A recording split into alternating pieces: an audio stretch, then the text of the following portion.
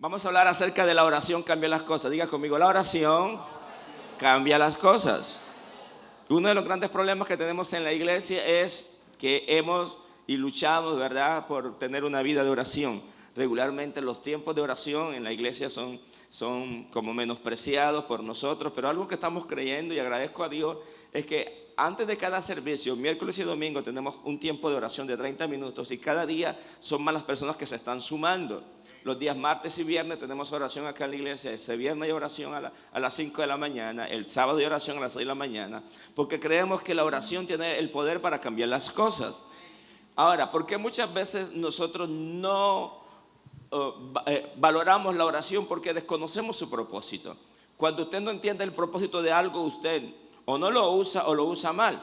Si usted no entiende que este micrófono es para hablar y usted cree que es para comer, yo no puedo ponerme a comer espagueti con este micrófono, porque él no fue diseñado para comer espagueti, él fue diseñado para usarlo en poder hablar al público. Entonces muchas veces nosotros no usamos la oración porque desconocemos su propósito, desconocemos el poder que hay en la oración.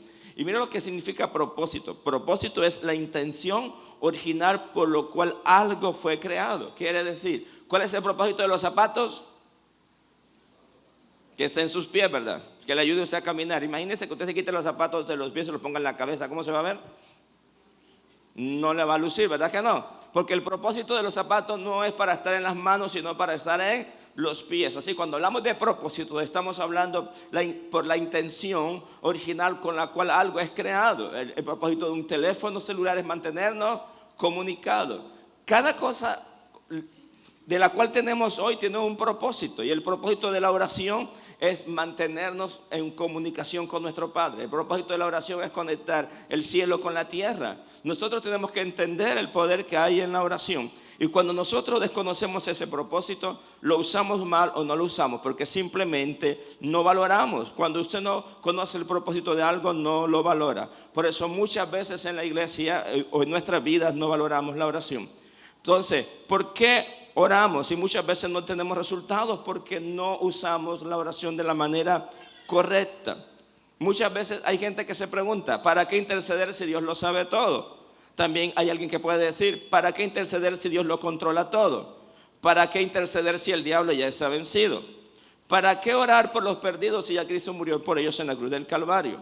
Muchas veces nosotros como que entendemos que no tenemos que orar, o como que no tenemos que pedir, pero la Biblia nos enseña a pedir, nos enseña a orar. Dice, clama a mí y yo te responderé. O sea, hay una promesa, dice que si clamas, Él te responde, que si pides, se le va a dar. Entonces, muchas veces nosotros estamos viviendo circunstancias en nuestra vida un poco complicadas, porque perdemos el sentido de la oración. Tenemos que entender primero que Dios creó al hombre con 3 propósitos principales. Dios se creó a ti y me creó a mí con 3 propósitos principales. El primero, ¿cuál fue? Reflejar la naturaleza de Dios y tener comunión con Él. Diga, Dios me creó para reflejar su naturaleza y tener comunión con Él. Ese es uno de los propósitos por el cual Dios me creó. Génesis capítulo 1, 26 dice, y Dios dijo, hagamos al hombre a nuestra imagen, conforme a nuestra semejanza, y tenga potestad sobre los peces del mar, las aves de los cielos, las bestias, sobre toda la tierra y sobre todo animal que se arrastra sobre la tierra. Entonces al comienzo de este versículo, en la parte A dice, entonces dijo Dios, hagamos el hombre a nuestra imagen, conforme a nuestra semejanza, conforme a nuestra naturaleza. Usted y yo tenemos un propósito. Uno de esos propósitos, ¿cuál es? Es manifestar la naturaleza de Dios. La naturaleza de Dios tiene que reflejarse en nuestras vidas. Dios nos creó para manifestar su naturaleza y para tener comunión. Cuando Dios creó a Adán y Eva, ellos podían hablar con Dios todo el tiempo. A causa del pecado, esa comunión se quebrantó. Muchas veces nosotros permitimos que el pecado venga en nuestras vidas a quebrantar la comunión con el Señor. El segundo propósito por el cual Dios nos creó es para llevar a cabo sus planes y sus propósitos en la tierra. Dios tiene un plan contigo. Mira que está a tu lado, dile, tú no naciste por accidente. Vamos, dígaselo, usted no nació por accidente. Puede ser que tu mamá, tu papá dijo que fue una noche de borrachera, que perdió la cuenta, que el anticonceptivo no funcionó y entonces por eso tú naciste, que fuiste por ahí una noche loca, por ahí no, nada de esas cosas. Usted está aquí en la tierra porque Dios tiene un plan contigo. Vamos, diga, Dios tiene un plan conmigo. Usted no es un experimento de Dios, ni es una equivocación de tus padres, ni de la vida. Dios tiene un plan contigo. Usted vino a esta tierra porque Dios tiene un plan contigo. Usted tiene el propósito de llevar a cabo los planes de Dios en la tierra. Cuando Dios lo creó, usted lo creó con la capacidad de manifestar su gloria aquí en la tierra. Tenemos una asignación divina. Y cuando usted entiende su asignación divina, usted va a orar en base a esa asignación. ¿Sabes cuál es el conflicto más grande que vive el ser humano? No saber de dónde viene y hacia dónde va. El problema más grande que podemos tener hoy es no saber de dónde venimos ni hacia dónde vamos. Jesús sabía que vino del Padre y que iba hacia el Padre. Usted tiene que entender que su verdadera naturaleza no es venezolano, panameño, colombiano, nicaragüense. Su verdadera naturaleza es que usted vino del cielo y se supone que debe ir al cielo. Porque usted vino a la tierra a cumplir un plan, un propósito de Dios en esta tierra. Y si Dios te estableció para cumplir un plan, debes orar para que ese plan se manifieste. Y es importante entender eso. Vivir para desarrollar el propósito de Dios. Ahora, pero Dios no te obliga. Dios no obliga a nadie a hacer su voluntad. Aunque Dios te creó para hacer su voluntad, Dios te da algo que se llama libre albedrío. Dios te da la libertad de escoger qué quieres hacer con tu vida. Un ejemplo, puede ser que Dios tiene un plan para Nicole y Dios dice, yo quiero que Nicole sea una evangelista. Pero puede ser que Nicole no quiere ser evangelista, sino que ella quiere ser modelo. Dios no lo va a obligar a ser evangelista. Ella dice, Señor, yo te voy a evangelizar, pero en los salones de moda de París. Pero Dios tenía el plan de que fuera a zonas indígenas a predicar y a llevar la palabra de Dios y levantar fundaciones para los niños. Cada uno cuando viene a la tierra trae un plan y un propósito de Dios. Pero Dios no te va a obligar. Dios nunca te va a imponer su voluntad. Dios te manifiesta su propósito, pero al final Dios te da la libertad de que tú escojas qué quieres hacer con tu vida. Y el problema es que muchos hoy podemos estar viviendo la vida nuestra, más no la vida de Dios. Pero la vida tuya te trae frustración, te trae tristeza, te trae problemas, te trae amargura, te trae congoja. Pero la vida de Dios te va a dar gozo, te va a dar paz, te va a dar tranquilidad. Y aunque tengas problemas y adversidad, te vas a sentir satisfecho de saber que tú vives para Dios. ¿Sabes algo que yo disfruto? Es cuando yo estoy sirviendo a Dios. Usted pudo ver a mi esposa y me pudo ver a mí que en todo el campamento estábamos sirviendo. Porque eso nos apasiona, nos encanta eso. Nos encanta eso.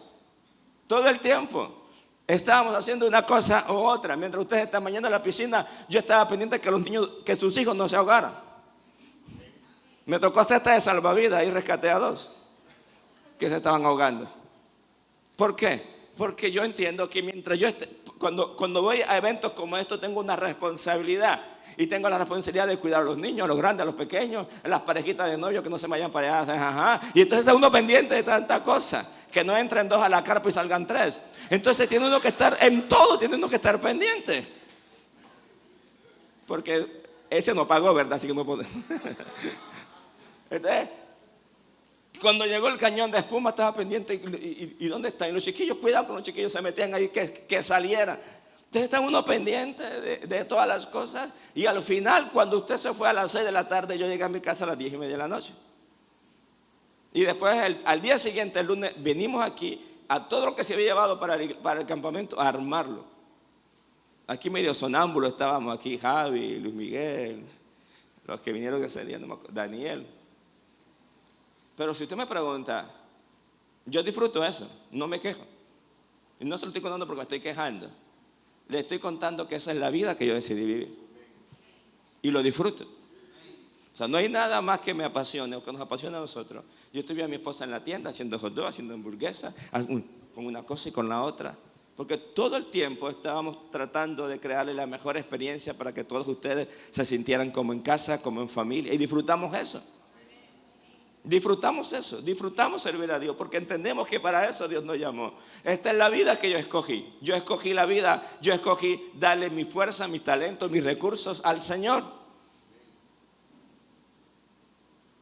Cuando alguien nos preguntó, ayer mi esposa y yo estábamos ayer molestando a un joven porque estábamos en un evento y estaban vendiendo los chihuis a $1. Nosotros en el campamento creo que los vendíamos a 50 centavos y se quejaba. Y yo le dije, mira, tú te quejabas que los chigüines en el camioneta daban 50 centavos, pero quitan a $1. Pero el chiste es que todo lo que se hizo en las ventas, en las fonditas que colocamos, con eso pagamos el cañón y el brinca-brinca que ustedes disfrutaron. O sea, que ni siquiera las hamburguesas que vendimos, los hot dogs que vendimos, los chigüis que vendimos, las ponimaltas que vendimos, no era para llevarme el dinero para mi casa. Era para poder pagar el cañón, el brinca-brinca y todo lo que disfrutaron al cierre del evento. Porque esa es nuestra esencia. Y disfrutamos en hacerlo de esa manera. Ahora algunos van a pedir perdón. Ay, la ponimalta estaba muy cara. Bueno, con esa ponimalta pagamos el cañón del poco de espuma que te echaste encima. Ahora no hay que explicártelo, te lo explico hoy, ¿verdad? Pero para que entiendas la esencia de lo que hacemos. Y entendemos que nosotros vinimos a Panamá para hacer los planes y los propósitos de Dios. Entonces cuando usted entiende que usted vive para hacer la voluntad de Dios, usted vive tranquilo. Yo puedo hoy estar tranquilo de saber, mi tranquilidad no está en cuánto dinero tengo en el banco. Mi tranquilidad está en saber que estoy en el centro de la voluntad de Dios. Y que si yo hago la voluntad de Dios, el cielo va a funcionar para mí. ¿Usted puede entender eso? Mire, usted puede estar en China, puede estar en Colombia, puede estar en Venezuela, puede estar en Panamá, puede estar en República Dominicana, puede estar en África. Pero en cualquier lugar de la tierra, si usted vive para hacer la voluntad de Dios, el cielo va a funcionar para usted. Porque esto no se trata de dónde vivas. Esto se trata de qué estás haciendo con tu vida. Y dice Deuteronomio capítulo 30, el versículo 15 al 20. Hoy deben elegir qué prefieren. ¿Quiere que les vaya bien o quiere que les vaya mal? ¿Quieren tener vida o prefieren la muerte? Si aman a Dios y obedecen sus mandamientos, Dios los bendecirá. Vivirán muchos años en el país que van a recibir y tendrán muchos hijos. ¿Cuántos quieren tener muchos hijos? Vamos, alguien que te ve, dígame. Pero si son desobedientes, si se van a adorar otros dioses, y cuando hablo aquí de adorar otros dioses, no está, escúcheme bien que esto es importante. Cuando habla aquí de adorar a otros dioses, no específicamente está hablando de adorar al divino niño, la Virgen del Carmen. Cuando hablan de adorar a otros dioses, es quizás que tu Dios es el fútbol.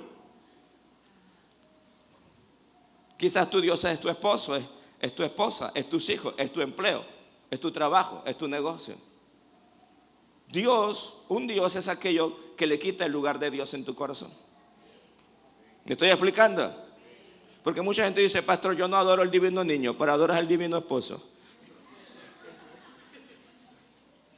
Yo no adoro al divino niño, pero adoras al niño divino que tienes en casa. Yo no adoro al divino niño, pero adoras al divino trabajo que tienes o el divino negocio. O te aferras a cosas en tu vida. ¿Alguien está entendiendo? Entonces muchas veces usted tiene dioses. ¿Y qué es un Dios en tu vida? Es todo aquello que le ocupa el lugar al plan de Dios en tu vida. ¿Qué quiere decir un ejemplo? Si Dios llamó a Ricardo para servirle y él tiene un trabajo que le impide servir a Dios, ese trabajo se convirtió en un Dios. Porque ese trabajo ahora es el centro de la vida de Ricardo, no es la voluntad del Padre. Y tú te puedes sentir orgulloso de vivir en una casa de 3 pisos porque te ganas $10,000 al mes y tienes 3 carros, pero eres un miserable para Dios. Voy para este lado porque acá a la gente no le está gustando. Y con eso no quiero decir que no hay que trabajar. Sí hay que trabajar y hay que producir. Pero cuando tú vives en la voluntad de Dios, lo poco que tú logras tener como que se multiplica bajo el favor de Dios. Entonces, ¿cuál es lo que sucede? ¿Qué es lo que te vende el diablo? Lo que te vende el sistema. No, es que tú tienes que trabajar, tú tienes que estudiar. No importa que se saque la unción, no importa que... Mire, un ejemplo. Cuando una joven yo la veo que está en la iglesia, avivada, en el fuego, sirviendo a Dios. Y ella después me dice, el pastor, consigo un trabajo. Y viene un domingo al mes. Viene cada 3 meses. Y uno después ya la ve con el chorcito blanco en el Facebook. Ya le falta poco para que termine preñada. O casada con un impío, por ahí ni siquiera casada, junta con un impío. ¿Pero por qué? Porque ella dejó los planes de Dios para seguir los planes del hombre. Mi esposa y yo pastoreando en Estados Unidos, de hecho hoy, ninguno de ustedes, se las voy a perdonar, pero espero regalo. Hoy estamos cumpliendo 22 años de casados y ninguno me ha felicitado. Y ahora no me venga a felicitar con la mano vacía porque ya no se lo voy a recibir. Ninguno se presentará a felicitar con la mano hace 22 años. Y yo recuerdo que una vez, estando pastoreando en Estados Unidos, escúcheme bien esto, porque muchas veces la gente confunde con otros dioses. Piensan que otros dioses es el Divino Niño, la Virgen del Carmen, José Gregorio Hernández. No. Un Dios es todo aquello que ocupa el lugar de Dios en tu corazón. Y yo recuerdo que estábamos pastoreando en Miami con mi esposa y habían dos jóvenes de Colombia. Uno era intercesor, un joven muy apasionado en la oración, fluía mucho en la intercesión. Y el otro muchacho era músico, tremendo músico.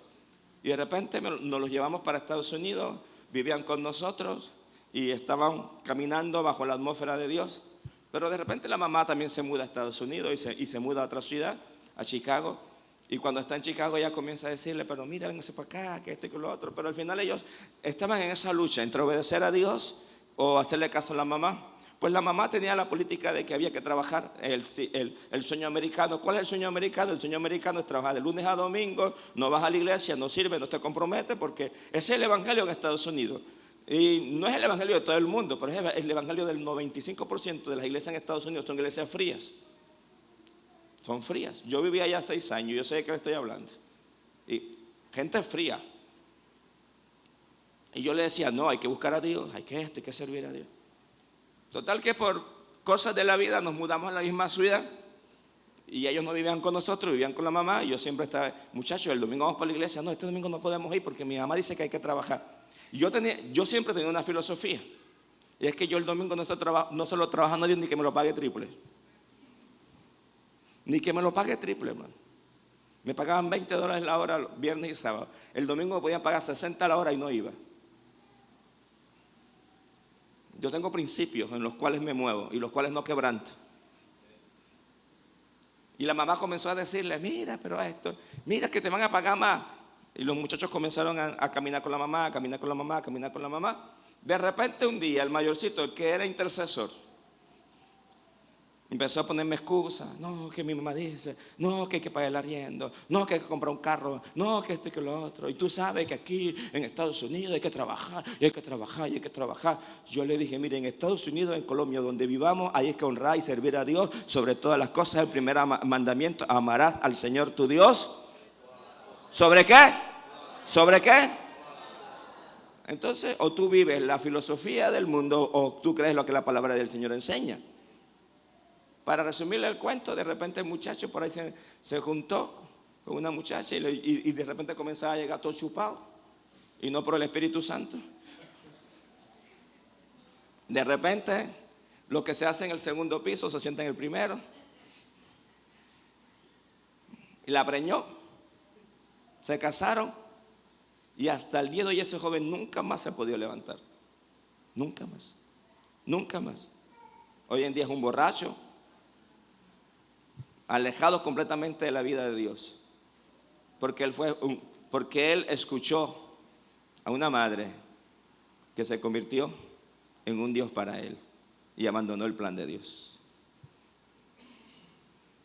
Hasta el día de hoy.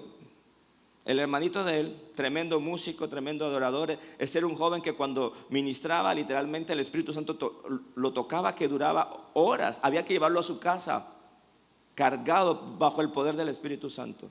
Toda la noche bajo el poder del Espíritu Santo. Hoy en día está completamente perdido también, porque escuchó al Dios dólar, al Dios mamá, que le dijo que lo más importante en la vida era hacer plata. Ministerios perdidos, propósitos perdidos, porque simplemente fueron como Judas, vendieron su asignación. El pecado de Judas no fue vender a Jesús, porque Jesús al igual iba a morir en la cruz. El pecado de Judas fue vender su asignación, su propósito, su destino. Por lo cual tienes que entender en esta noche que si hay algo que está ocupando el lugar de Dios en tu vida, tienes que analizarlo. Puede ser un hombre, una mujer, un trabajo.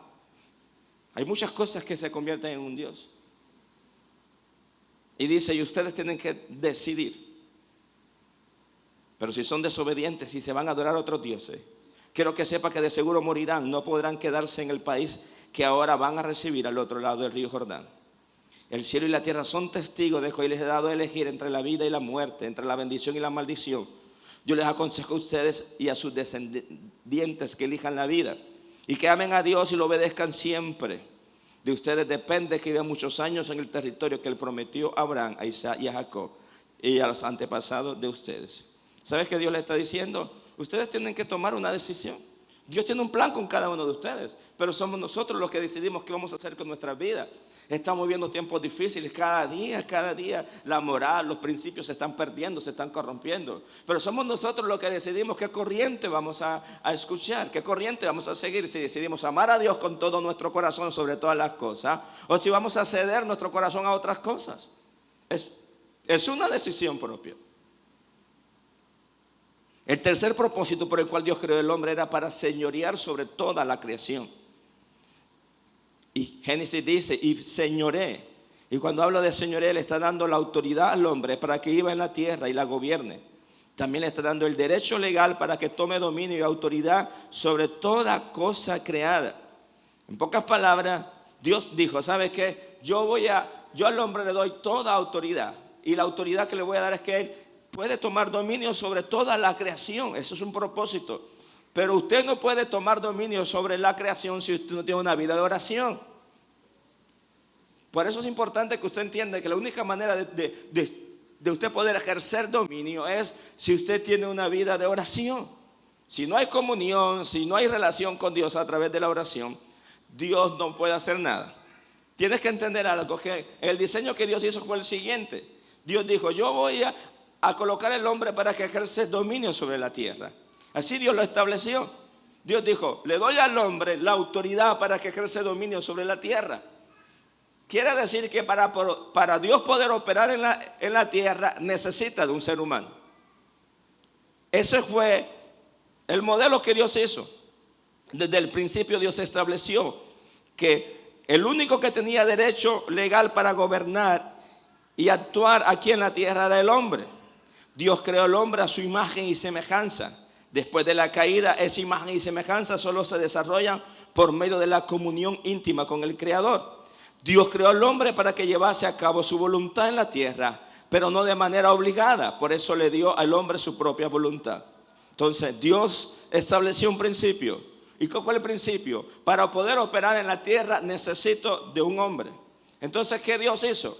Como Adán pecó y ahora ya Dios no podía operar en la tierra a través de Adán, ¿qué hace Dios? Decide entonces ahora enviar a su hijo. ¿Y cómo lo hizo? Mateo 1:23 nos enseña. Miren, la Virgen concebirá un niño y dará a luz a un hijo y lo llamarán Emmanuel, que significa Dios está con nosotros. ¿Qué es lo que Dios hace? Dios le dijo a una mujer llamada María, necesito tu cuerpo para venir legalmente a la tierra. Ustedes recuerdan, Dios estableció que el que tenía que ejercer dominio sobre la tierra, ¿quién era? Un hombre, en este caso era Adán. Ahora, Adán peca y Dios dice, necesito nuevamente retomar el dominio que Adán perdió. Y para eso entonces necesito ir a la tierra nuevamente.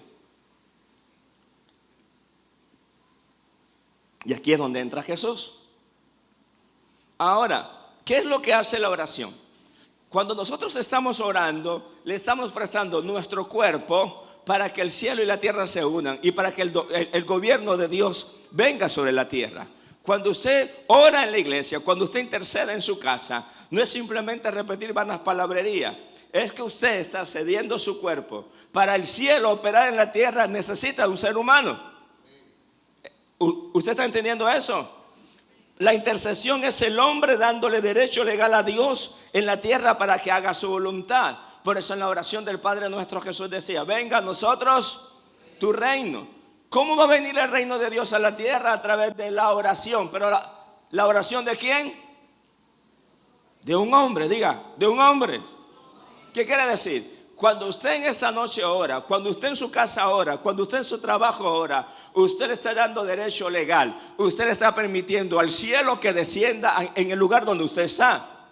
No es simplemente una vana palabra. Usted en ese momento está ejerciendo, le está permitiendo al Padre que ejerza su autoridad en la tierra.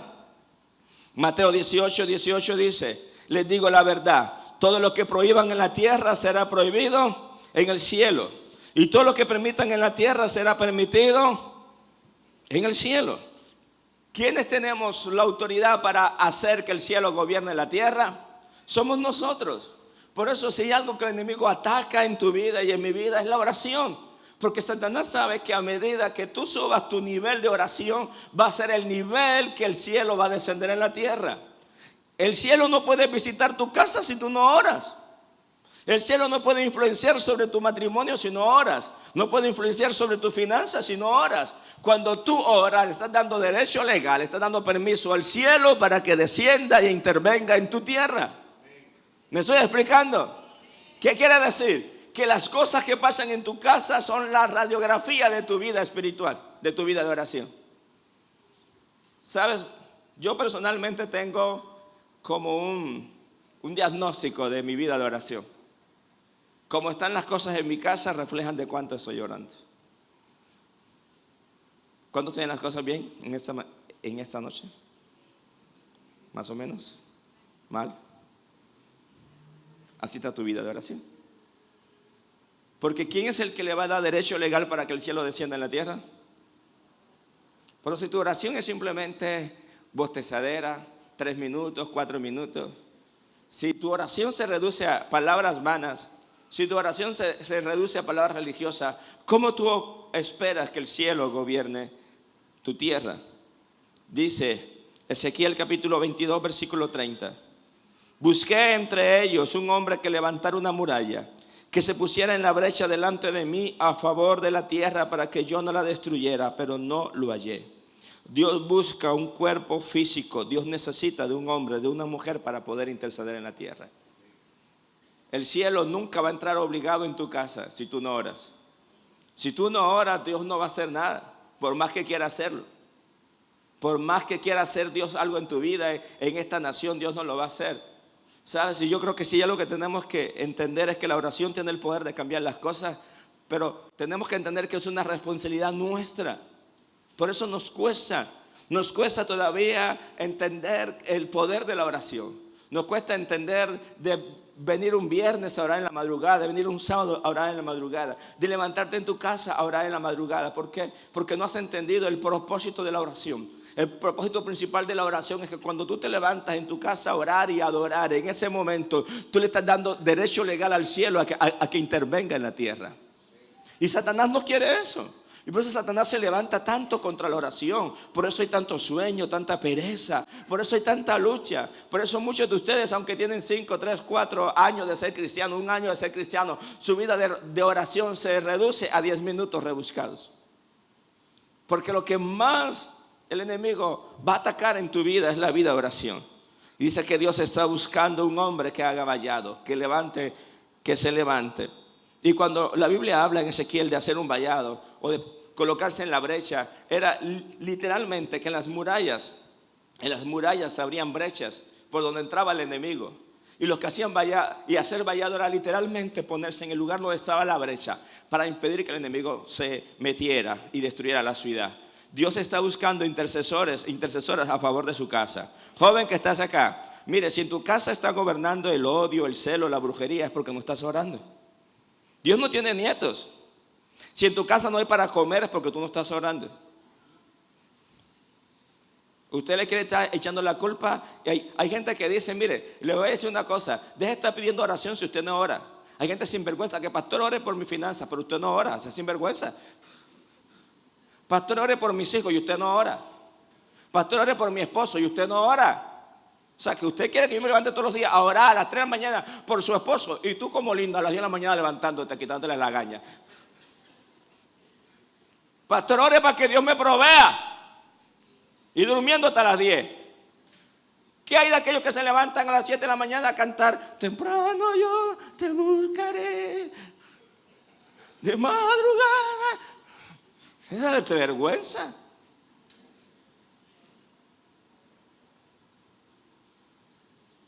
Esa es una frase, una oración, una frase religiosa en la iglesia evangélica. Pastor, le pido oración, pero usted no ora. La oración de nosotros es un complemento a la oración que tú estás haciendo. Es como yo delegarle la responsabilidad a las maestras de escuela dominical de la educación de mis hijos. Hay algunas mamás que quieren que en la clase de River Key le cambien al hijo. Toda la semana tú lo malcrías, lo pechichas, lo consientas. Y tú crees que el domingo, en 1 hora, vamos a hacer lo que toda la vida tú no haces. Ay, Dios mío.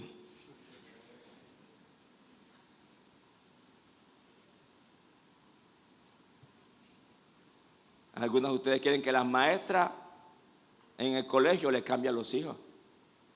Tus hijos a clase no van a ser cambiados, van a ser educados.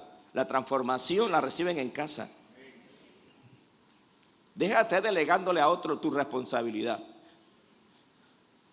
Ay, pastor, que en mi casa se siente un ambiente de pleito, de ira y de todo. Y una sola cosa. Y estás orando.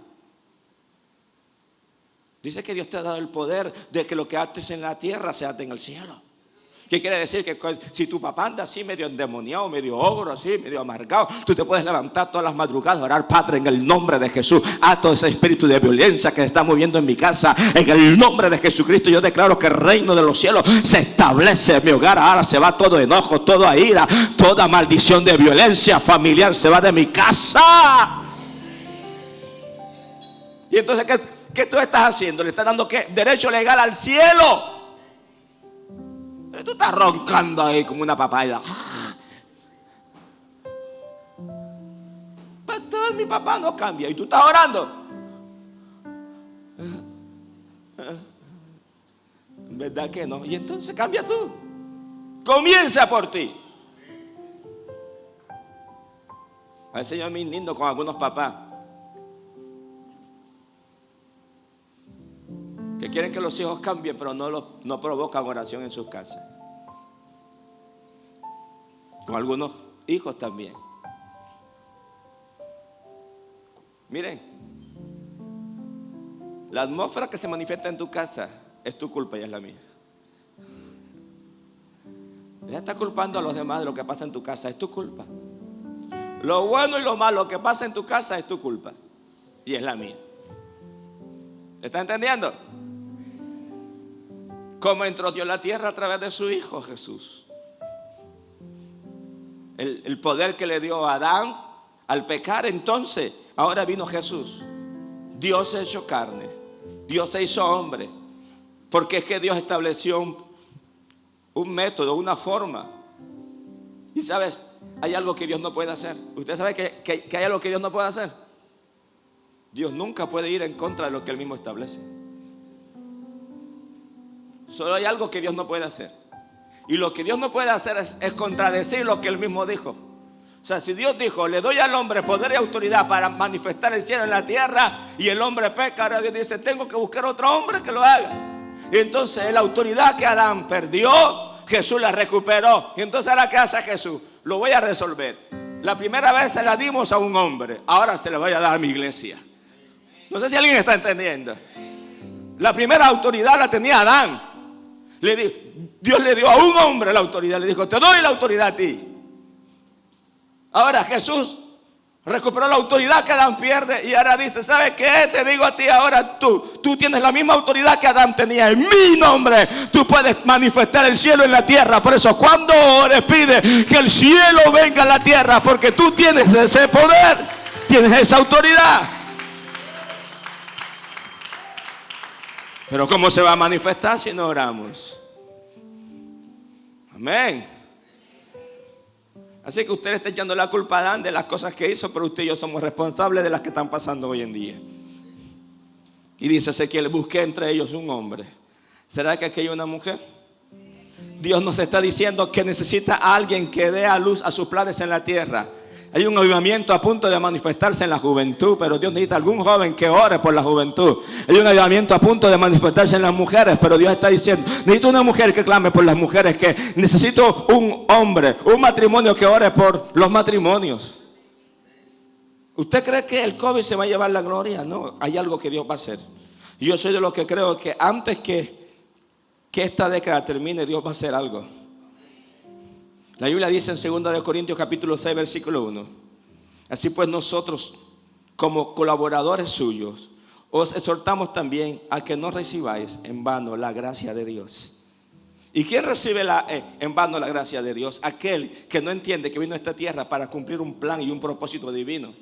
Mire, mi amado hermano, Cristo no te sanó simplemente para que vayas a un campamento y llenarte de espuma. Eso estuvo bien.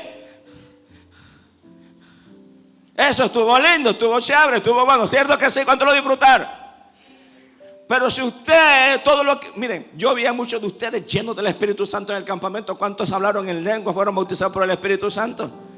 Pero ¿para qué lo recibiste? No lo recibiste para que te quedes sentado o sentada y no pase nada, sino para que ahora tú comiences a manifestar los planes de Dios en tu comunidad, en tu barriada, en tu trabajo, en tu colegio, en tu universidad.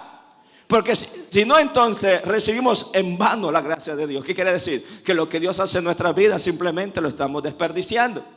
Tenemos que entender que somos colaboradores. Diga conmigo, colaborador.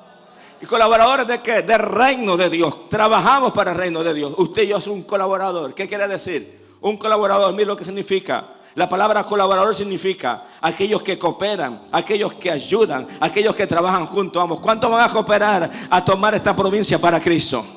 ¿Cuántos van a cooperar para tomar la juventud para Cristo? Para tomar las mujeres para Cristo, las familias para Cristo. Diga, yo estoy aquí para manifestar el reino de Dios.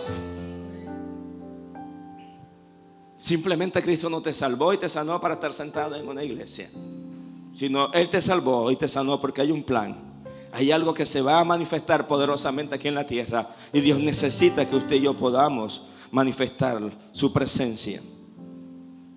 En Lucas capítulo 22, versículo 39 al 41 nos enseña cuál fue el éxito del ministerio de Jesús.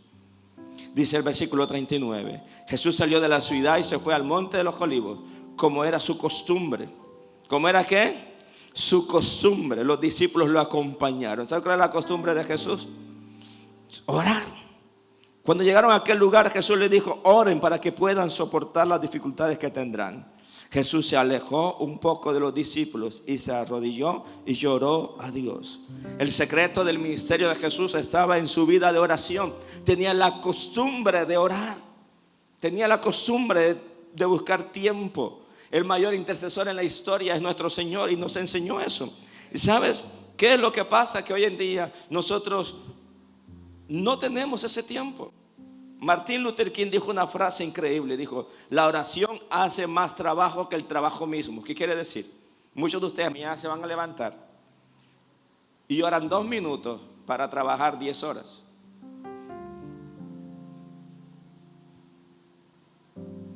Pero me encanta esa frase, el secreto del éxito de Jesús, que Martin Luther King lo entendió. La oración hace más trabajo que el trabajo mismo. Las horas con Dios hacen más efectivos los minutos con los hombres. Mire qué hermosa declaración. Las horas con Dios hacen más efectivos los minutos con los hombres. Jesús pasó horas orando para después ministrar sanidad. Jesús pasaba 5 horas orando y le tomaba 2 segundos sanar a un hombre ciego. Pasaba 4 horas intercediendo y en 2 minutos echaba fuera un demonio, y 1 minuto sanaba a un leproso. Hoy en día duramos 2 horas reprendiendo a un endemoniado. A algunos por ahí que les gusta treparse a los endemoniados, ¿verdad?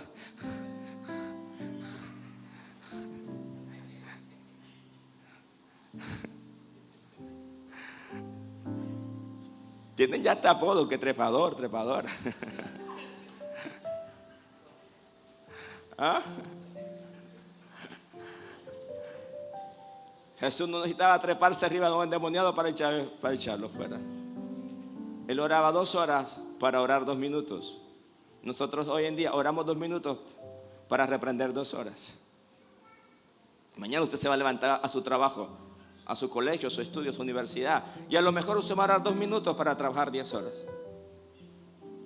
Porque no nos da tiempo. Quizás algunos, ahora que llegamos a la casa en la noche, oramos 5 minutos antes de dormir, si acaso, los que oran 5, ¿no?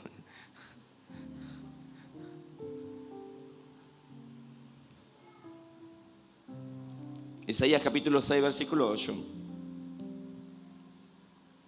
dice lo siguiente: después oí la voz del Señor que decía: ¿a quién enviaré? ¿quién irá por nosotros? Entonces respondí, yo, heme aquí, envíame a mí. ¿Sabes? Hay algo que tenemos que entender, y en este mes de abril vamos a estar hablando acerca de la oración cambia las cosas. Necesitamos seguir martillando en nuestra vida la oración, porque la esencia de una iglesia es la oración. La iglesia de un cristiano es la oración. ¿Sabes por qué muchas veces las cosas nos están costando tanto? Porque no hemos aprendido el propósito de la oración. Usted sabe que en la madrugada nosotros todos los días tenemos oración en esta iglesia, todos los días de lunes a viernes por las redes sociales, y tenemos 2 días presenciales acá. Y a veces yo veo en ese tiempo de oración 5 o 4 conectados.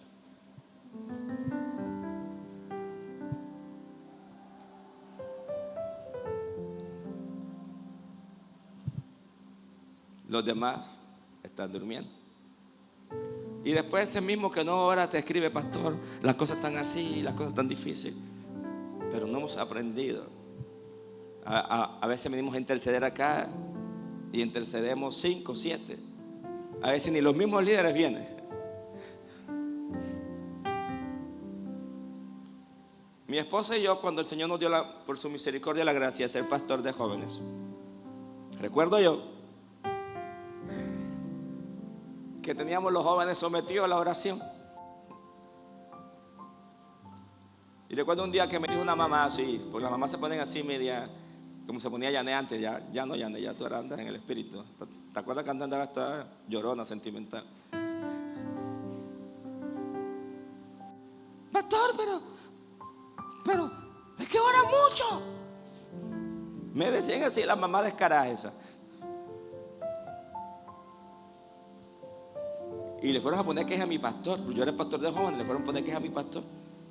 Dígale a Néstor que suelte a los jóvenes, porque los tiene sometidos a la oración. Y oración, y oración, y ayuno, vigilia, oración, ayuno y vigilia. Que los deje a playa. Entonces mi pastor me llamó a capítulo a la oficina. Suelta a los jóvenes, que se quede. Y le dije: mire, yo le voy a decir una cosa. O yo soy pastor de jóvenes a la manera de Dios, o a la manera de los papás. ¿Usted quiere un montón de jóvenes carnales en esta iglesia, o usted quiere un montón de jóvenes que caminen con Dios? Me dice: sí, está bien. Siguen metiendo la oración nada más. Y después una mamá de esa sinvergüenza que me vino así a reclamar, yo le dije: ¿usted quiere tener un hijo carnal? ¿Usted quiere tener un hijo espiritual? No, pero ¿qué? Llévese a su hijo si usted quiere. Porque hay mamás tan carnal que le ponen el castigo. Hay un ayuno, ay, te voy a castigar, no vas para el ayuno. Pero ¿qué tú tienes en esa cabeza, con todo respeto? ¿Cómo tú vas a castigar a tu hijo con la iglesia? Castígalo con el teléfono, castígalo con Netflix, castígalo con el cine. Pero te castigo, no vas para el campamento. ¡Qué loca está! Están tostados algunos papás, perdónenme si algunos se sienten ofendidos aquí. Porque si Dios no puede cambiar a tu hijo, ¿quién lo va a cambiar? El diablo.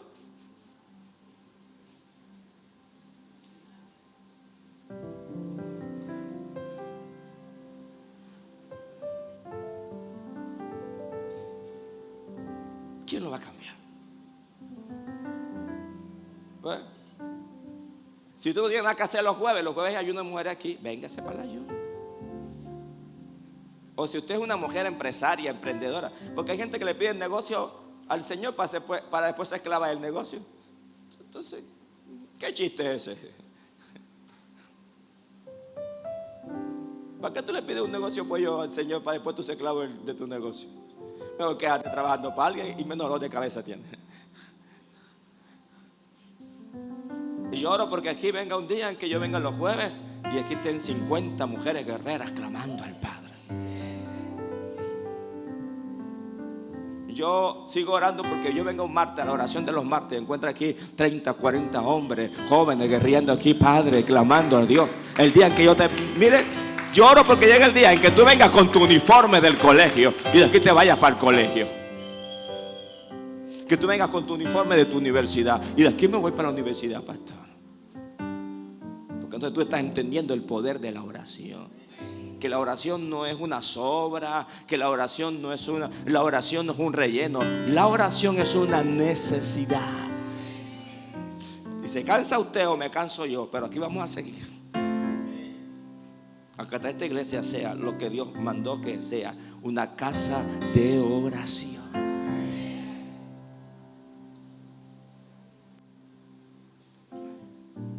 Y ustedes saben que era lo que más guerra me hacían a mí cuando era pastor de jóvenes, para que los jóvenes oraran. Los papás.